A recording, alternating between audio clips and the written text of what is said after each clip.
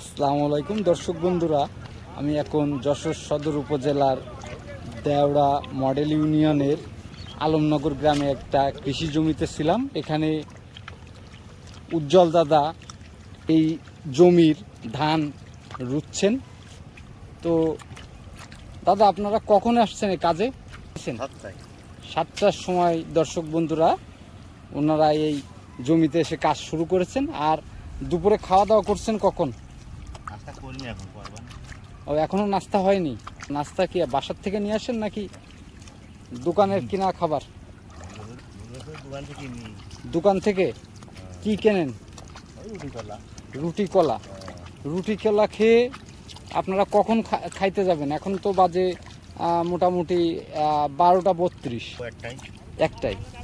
একটার পরে নাস্তা করার পরে আবার দুপুরে খাবেন কখন? একটা না কাজ। এটা তো শরীরের পরে খুবই প্রেশার পড়বে দাদা, একটু খাওয়া দাওয়ার। কৃষকরা আসলে এরকম খুবই পরিশ্রমী, তারা আসলে খাওয়া দাওয়ার কথাও চিন্তা করে না যখন কাজ শুরু করে।